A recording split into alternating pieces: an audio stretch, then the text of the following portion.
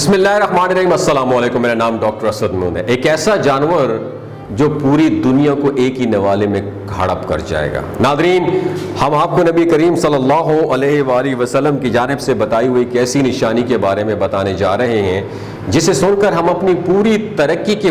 باوجود بھی ہم اس کو نہیں سمجھ سکتے۔ یہ نشانی نبی کریم صلی اللہ علیہ وآلہ وسلم نے اپنے صحابہ کرام کو بتائی ہوئی تھی، اور اس نشانی کا علم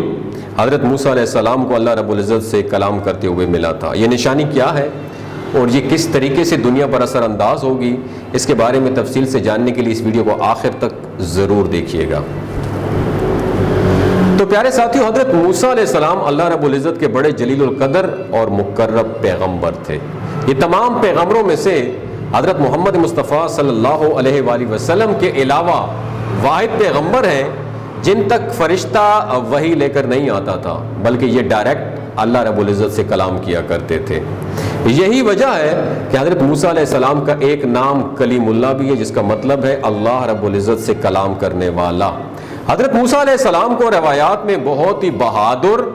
اور جلدی غصہ کرنے والا، جلدی غصہ آنے والا پیغمبر دکھایا گیا ہے، لیکن ان کی ایک خوبی ایسی بھی تھی جس کے بارے میں بہت کم لوگ جانتے ہیں، یا بہت کم لوگوں کی اس پر نظر پڑی ہے اور انہوں نے اس بارے میں غور کیا ہے۔ حضرت موسیٰ علیہ السلام علم حاصل کرنے میں بہت زیادہ انٹرسٹ شو کیا کرتے تھے، اور یہی وجہ ہے کہ وہ اللہ رب العزت سے بہت سارے کویسچنز کیا کرتے تھے۔ انہی کویسچنز کی وجہ سے اللہ رب العزت نے انہیں حضرت خضر علیہ السلام تک پہنچایا، اور انہی کے کویسچنز کی وجہ سے حضرت خضر علیہ السلام اکتا گئے تھے اور ان پر غصہ بھی کرنے لگے تھے۔ اسی طرح ایک دن حضرت موسیٰ علیہ السلام جب اللہ رب العزت سے ہم کلام ہو رہے تھے تو انہوں نے پوچھا، یا باری تعالیٰ، اس دنیا کی تمام مخلوقات یعنی انسان، حیوانات، چرند پرند بھی شامل ہیں، جس میں اگر وہ آپ کے حکم کے خلاف ہو جائیں اور آپ کے احکامات پر عمل کرنے سے انکار کر دیں تو پھر کیا ہوگا؟ اس پر اللہ رب العزت نے جواب دیا کہ اے موسیٰ، اگر پوری دنیا بھی میرے احکامات پر عمل کرنے سے توبہ کر دے، انکار کر دے، مجھے کوئی فرق نہیں پڑتا۔ میں ان پر ایک ایسا جانور چھوڑوں گا جسے پوری دنیا کو وہ ایک ہی لقمے میں وہ جانور کھا جائے گا۔ یہ سن کر حضرت موسیٰ علیہ السلام بہت حیران ہوئے اور کہنے لگے کہ یا اللہ، وہ جانور اس وقت کہاں ہے؟ اللہ رب العزت نے فرمایا کہ موسیٰ، وہ جانور میری بنائی ہوئی بہت سی چراگاہوں میں ایک چراگاہ میں چر رہا ہے۔ ناظرین، یہ وہ حدیث کا مفہوم جس کے بارے میں نبی کریم صلی اللہ علیہ وآلہ وسلم نے اپنے صحابہ کرام کو بتایا، یہ سن کر انسان حیران ہو جاتا ہے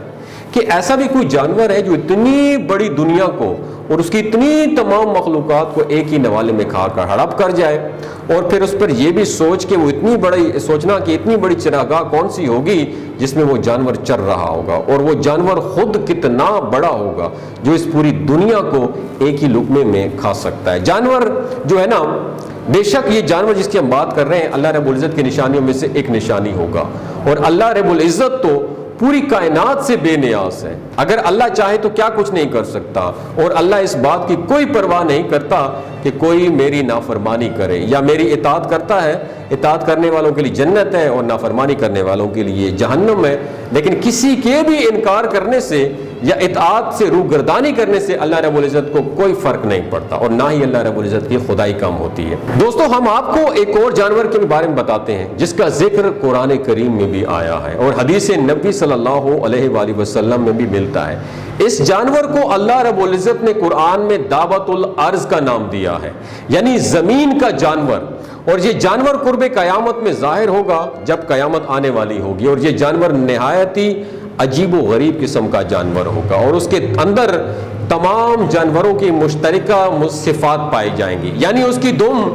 کسی اور جانور کی ہوگی، منہ کسی اور جانور کا ہوگا، جسم کسی اور جانور کا ہوگا، اور اس کے ساتھ ساتھ آنکھیں کسی اور جانور کی ہوں گی، اور یہ جانور یعنی اس کا پورا جسم کسی جانور سے مماثلت رکھتا ہوگا۔ یہ جانور انتہائی تیز رفتار ہوگا اور ان آبادیوں کا چکر کاٹے گا جہاں پر اللہ رب العزت کے نافرمان لوگ موجود ہوں گے، اور ان آبادیوں کے چکر کاٹ کر یہ بھاگتا ہوا ڈسپیئر، غائب ہو جائے گا۔ بہت سے لوگ اس جانور کا پیچھا کرنے کی کوشش کریں گے، لیکن یہ جانور کسی کے ہاتھ نہیں آئے گا، اور جیسے ہی یہ اچانک ظاہر ہوگا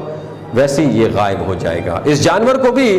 حدیث مبارکہ صلی اللہ علیہ وآلہ وسلم میں اللہ رب العزت کی نشانیوں میں سے ایک نشانی قرار دیا گیا ہے، اور یہ بھی کہا گیا ہے کہ یہ جانور جن جن آبادیوں کو چکر کاٹے گا وہاں پہ عذاب